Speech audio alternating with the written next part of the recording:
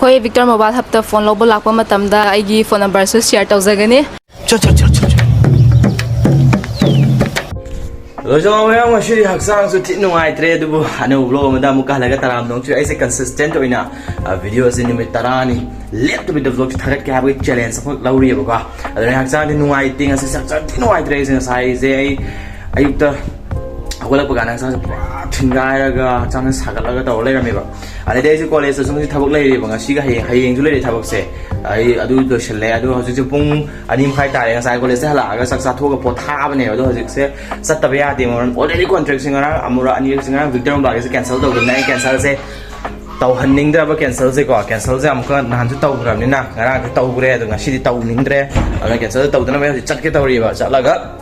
Victor ba ga namura ni adu ga computer institute ang gisu giveaway taw na ba hatare adu gisu taw dani poche khuloi paire akhoi mana poche de piro pai bi gena akhoi mana haire ko akhoi mana su tin do bi helmet chung asi uppa ni ko ma'am helmet up ma'am helmet up dom hai ba to ade ai helmet chu tonga na ai han le bi ya ki tre ba helmet chu dong up ta ne duga se khoi ma gi ne ai gi isi di haksang ngam dre ne uppa ni helmet se adu chat la se yenga se duga computer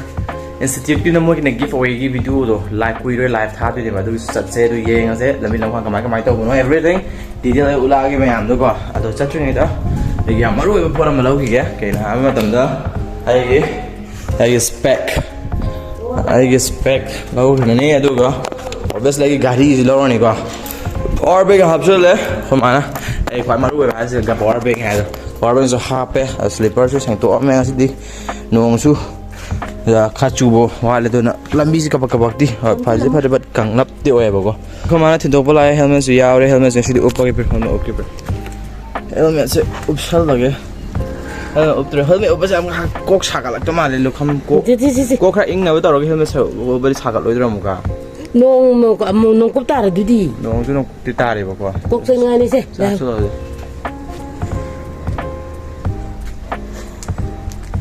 ya ba adu puto mama ha boy ai nam ganda poche do na ha pa se sagal man thin la ai ngang ko thin su la ta bane sang ngam do bi lak bai ta ngai si ya na ngai su la man no nang zoom me ngai thin do pa su la lak te na si na sang ngam do bi lak bane the anyways man ngai si tholei su bo kwa ai be kun mama no tham no ne nang ba ke ko tham de mo la ga ai si pa ha ro ai ta thoni na mo hang ni be ba ha ro ye mo khara de ba shal ro na te ko spo bung tar wa songa mon ne ra se re ai sa ke de yaw GP de yaw do na GP le pu na me pa sa wan pu ning de oya mucho ai ko jo sang mi na ras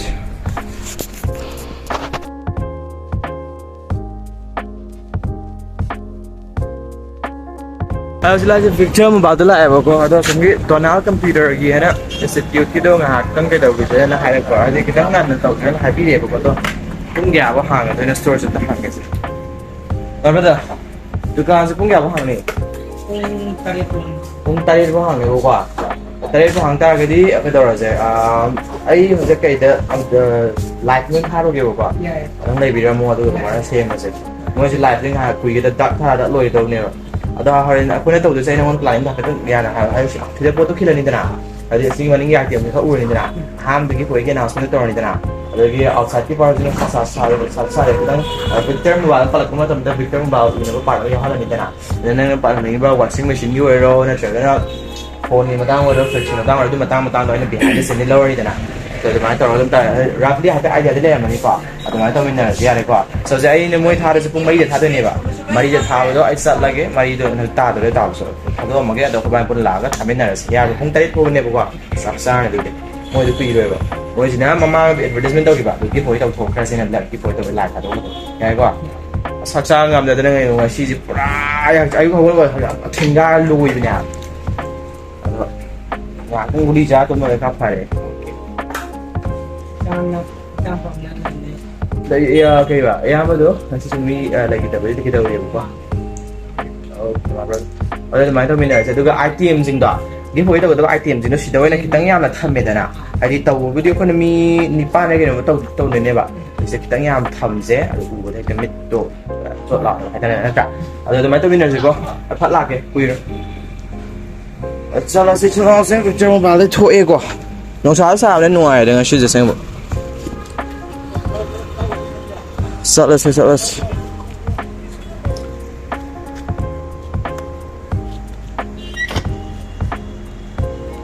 ꯑꯗ ꯑꯃꯨꯛ ꯍꯥꯏꯗꯣꯛꯑꯁꯤꯅꯦ ꯆꯠꯂꯁꯤꯀꯣ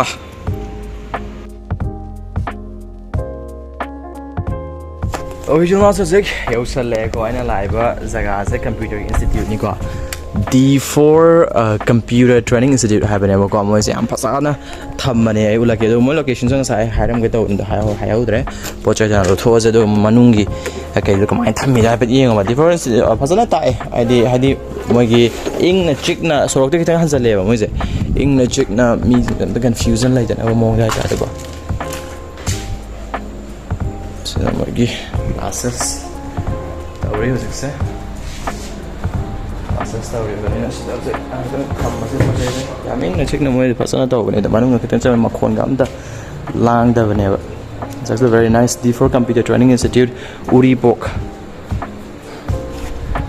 Howzing live thadose aduga D4 Computer Training Institute ki maike dek give away amdang tause mamang de advertisement tawgrabane ba Instagram tharakhibane ba adu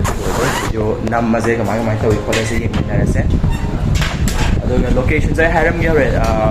so sangbamdo yam moi dum hodik so offer thare be aduga monu sida ahamba admit torok miyo kun ki manung da miyo kun mi lottery toraga computer gi set desktop set amazu PC set amazu gi hoi tawine haibane ba adu me azu dum to sa lo ya ba yengase hana tawna mo ko Original housing D4 Computer Training Institute ki market gi hazik mogi follow to original housing mi manga khalaga hazik ki foi tawne ba ko so airport se sudum phasa bane haidare mo pi de 30 hours backup lai re ade watch sudum phasa boy re ko se hazik pi re ni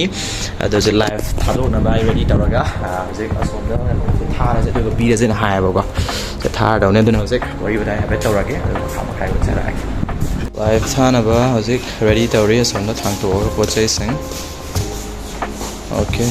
asidagi live tharaga akhoi tharani ko background da samana uhan sina to bai tare dugine live thado sunang sing do weather se fajan nungai ngasi ngarang na handin ongsa sung thok to ngasi dang tholak pa je wakal je sing Original Housing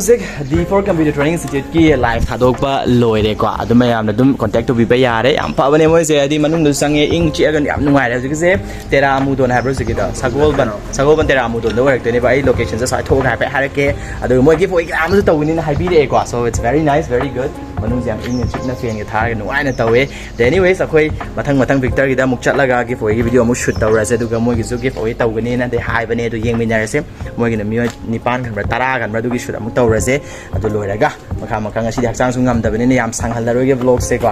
ꯑꯩꯁꯦ challenge ꯍꯥꯏꯇꯥꯔꯦ ꯑꯩꯁꯦ ꯚ꯭ꯂꯣꯒꯁꯦ challenge ꯇꯧꯕ ꯍꯥꯏꯇꯥꯔꯦꯀꯣ ꯏꯌꯥꯝꯕ complete 10 days ꯑꯩ ꯚ꯭ꯂꯣꯒꯁꯦ ꯇꯧꯒꯦꯅ ꯈꯟꯕ ꯅꯟ stopped ꯑꯗꯨꯏꯅꯤ ꯍꯦꯜꯃꯦꯠꯁꯨ ꯉꯁꯤ ꯍꯥꯞꯄꯩꯁꯦ ꯅꯥꯕꯒꯤ ꯃꯌꯥꯝꯅ ꯀꯃꯦꯟꯇ ꯍꯦꯜꯃꯦꯠ ꯍꯥꯞꯄꯨ ꯑꯗꯨꯝ ꯍꯥꯏꯕ ꯍꯦꯜꯃꯦꯠ ꯍꯥꯞꯄꯨꯅ ꯑꯗꯣ ꯑꯩꯒꯤ ꯇꯣꯉꯥꯟꯕ ꯑꯃ ꯂꯩꯔꯅꯤ ꯑꯩꯒꯤ ꯍꯥꯟꯅꯗꯤ ꯌꯥꯗ꯭ꯔꯦ ꯑꯗꯨ ꯖꯨꯅꯥꯎꯁꯦ ꯃꯣꯏ ꯃꯈꯥ ꯎꯠꯆꯔꯛꯑꯒꯦꯀꯣ ꯑꯗꯨꯗꯤ ꯑꯃꯨꯛ ꯆꯠꯃꯤꯟꯅꯔꯁꯤ ꯖꯨꯅꯥꯎꯁꯤꯡ ꯍꯧꯖꯤꯛꯀꯤ D4 Computer Training Institute ꯂꯣꯀꯦꯁꯟꯁꯦ ꯁꯤꯗ ꯁꯒꯣꯜꯕꯟꯒꯤꯅꯦ ꯁꯤꯗ ꯀꯦꯕꯨꯜ ꯍꯥꯏ ꯁ꯭ꯀꯨꯜ ꯑꯅ ꯑꯃ ꯂꯩꯌꯦꯕ ꯀꯦꯕꯨꯜ ꯍꯥꯏ ꯁ꯭ꯀꯨꯜ ꯀꯣ ꯀꯦꯕꯨꯜ ꯍꯥꯏ ꯁ꯭ꯀꯨꯜꯁꯤꯒꯤ ꯑꯣꯄꯣꯖꯤꯠ ꯁꯨꯃꯥꯏꯅ ꯈꯔ ꯆꯪꯉ ꯑꯗꯨꯝ ꯂꯩꯔꯕꯅꯦ ꯃꯅꯨꯡꯗ ꯆꯪꯕꯅꯤꯅ ꯃꯈꯣꯟ ꯂꯥꯡꯒ ꯑꯝꯇ ꯇꯥꯗ꯭ꯔꯦꯕ ꯑꯗꯨꯅ ꯌꯥꯝ ꯊꯤ ꯅꯨꯡꯉꯥꯏꯅ ꯍꯥꯏꯇꯥꯔꯦ ꯀꯝꯄ꯭ꯌꯨꯇꯔ ꯇ꯭ꯔꯦꯅꯤꯡꯁꯦ ꯏꯪꯅ ꯆꯤꯛꯅ ꯇꯧꯔꯦꯕ ꯑꯗꯨꯅ ꯃꯔꯝ ꯑꯣꯏꯔꯒ ꯀꯣꯛꯇ ꯆꯪꯕꯁꯦ ꯍꯦꯜꯂꯅꯤ ꯔꯥꯏꯠ ꯍꯧꯖꯤꯛ ꯃꯇꯝꯗꯗꯤ ꯀꯝꯄ꯭ꯌꯨꯇꯔꯁꯦ ꯑꯗꯨꯝ ꯆꯪꯉꯦꯗ ꯖꯣꯕ ꯄ꯭ꯔꯥꯏꯚꯦꯠ ꯖꯣꯕ ꯑꯣꯏꯒꯦꯔꯥ ꯒꯣꯚꯔꯟꯃꯦꯟꯠ ꯖꯣꯕ ꯑꯣꯏꯒꯦꯔꯥ ꯑꯦꯅꯤ ꯖꯣꯕꯇ ꯀꯝꯄ꯭ꯌꯨꯇꯔ ꯆꯪꯗꯕ ꯌꯥꯗ꯭ꯔꯦꯀꯣ ꯑꯗꯨꯅ ꯃꯔꯝ ꯑꯣꯏꯔꯒ ꯒꯨꯗ ꯇꯥꯔꯦ ꯑꯗꯣ ꯑꯃꯨꯛ ꯑꯩꯈꯣꯏ ꯆꯠꯂꯁꯦ ꯌꯦꯡꯃꯤꯟꯅꯔꯁꯤ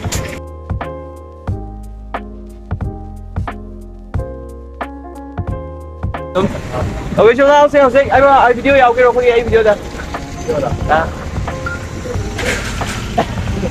Ay ba jura siya ma yaw ni drama le to. Victor mobile da hosik la ya mo ko ai D4 Computer Training Institute ki tha ba loi da ma ka hosik la ba ne na. Sige mo tha na put na mina ase.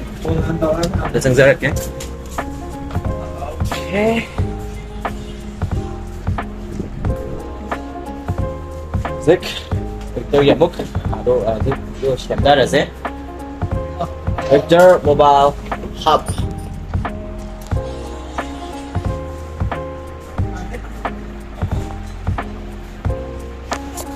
Cả bộ thế lối sù đây của moi giờ phá sù bên này đã moi sao đâu. ring light เราทั่วก็ ring light เราทั่ว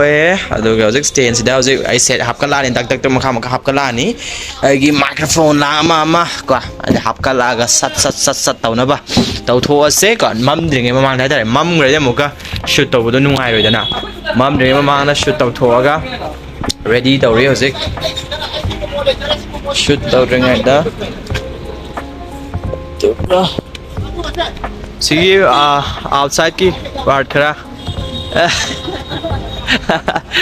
So the momo your brother mana kha yaw je ko share ko picture mo ba hap ke opposite lai le do aja khoi na sida front ki part chuka lower ni ba front part na khoi na picture mo ba hap na ne palak ma tam da sida adum yaw rak na ba ta re ki part mo je ado shi ki direction sa beta ani ado shi direction sa beta ani ado ga nam na ba taw ra se patam yam lo han da vida so kuchina ge mo gas ang khas khille khoi brother na tao bên đây sẽ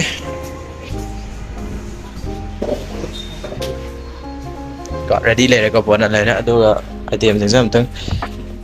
cái đó thôi sẽ tôi nhà nàyเลยชลาวซิงกับชินไลบาเซวิกเตอร์โมบายฮับตัวนี้ก็ไม่อ่ะวิกเตอร์โมบายฮับภาษาเราจะการัมโฟนสิ่งด้านล้วนคือดวงสาบันเลยบางทีฮับภาษาไม่แบบติ้งยังมีเนี่ยสิก่อนไม่อ่ะเราจะวิบะ MI กี่โฟนสิ่งกับสิ่งด้านล้วนคือดวงสาบันดุมเลยกันนี่ล้วนเนี่ยสมดูวิบะ Samsung กี่โฟนสิ่งกับสิ่งด้านสู้ล้วนคือดวงสาบันดุมเลยกันนี่ก็ไม่อ่ะล้วนให้เซ็ต 0% interest อะไรตัวนี้ออนไลน์กี่ price ดุมพังบีกันนี่กว่าล้วนสิล้วนในวิดีโอมันจะจังกันโดยว่า document สิ่งกับสิ่งน่ะ PAN card อาธาร card อามาสู่อาธาร card ก็ link ตัวว่า phone number มาจังกันนี่อะดูกันดุมล้วนคือดวงสาบันจะพังบีนี่กว่าดูกันวิกเตอร์โมบายฮับเกี่ยวกับสิ่งเซมเมกากี่โฟนมาสู่ตัวก็ได้มีตัรุขังกัดเจอร์กว่า giveaway สิ่ง winning prize สิ่งสินะ noise company กิลุปลิชิงอาหุ่มบีเบ earbud สิมาทำเจอร์ล้วนนะ boat company กิลุปลิชิงอาหุ่มบีเบ power bank สิมาทำเจอร์อะดูผมสู่ giveaway สิ่งอย่างนู้นบิดามุกตะตัวบีกิดาบาเซ่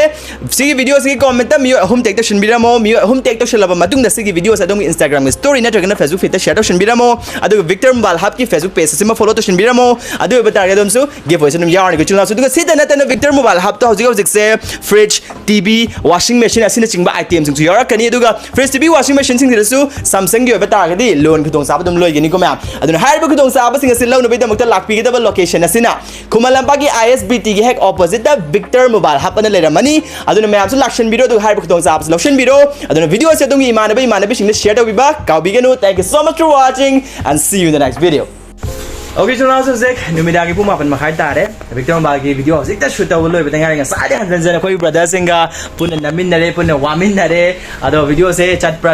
ju pun yeng min nare se lak laki wa le ko koi brother se pot kana thangkat li ko ya wa na bani nga sade ki lai mung pai bi video mung shoot thobi koi brother se pa bana wa re but anyways ako ki ngashi wa ke ma hi je pun na phang min na ba hona min nare se video thaga la yeng se ado ke channel sing love and support le pi ke no hoi sai thaba ma se tat ni ko puma pan makai tare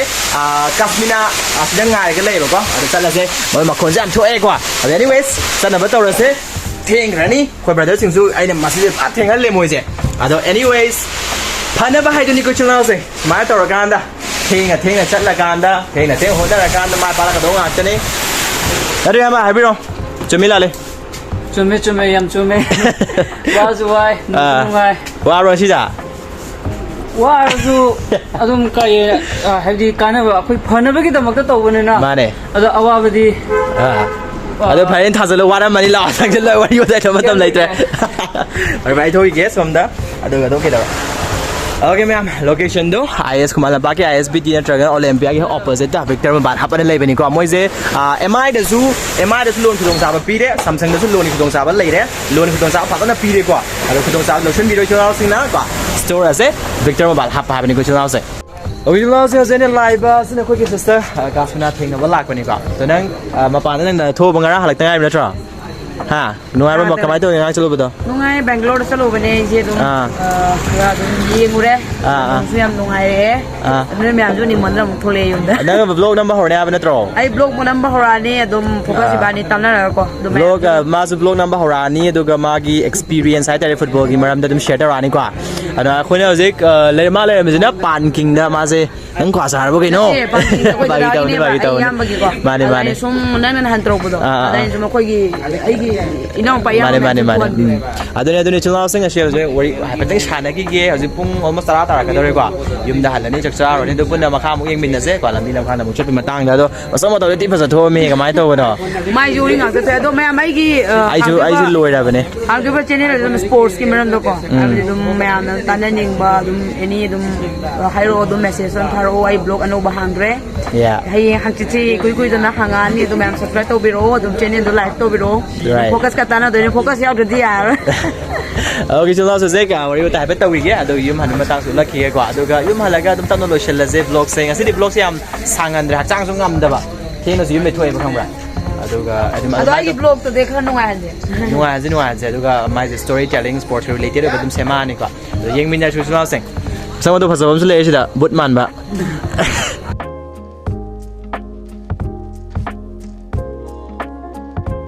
ha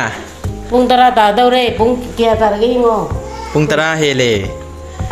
khoi ma de sak sa ra me ne sa tho long sa hai ra ba na tri ma do sa ra do bai hala ka sa thing hala pa kho pa ne ko ade jolo sa yum hale khoi ma na agi po se hoi thang mo da mating pang bi de kwa so de so ba de ne ga shi gi ne me se lo shen la ge thank you so much for watching ai sak sa tho ge video de taw ra ge video de taw ba dum pung ama dum ta ga ne thing ai sa ai ka sang ngam da ba ne do je idak chang sa tum gi ba da ke shoot out bi de channel se love and support le pi ga no adu ai su grow to bo ngam sa ge me am su grow to video number ho video de pesha thok na ba pun nei malabak chakhat min se thank you so much for watching atu ge malabak na yai fare ko channel sing adu demok swadam no kinjara ge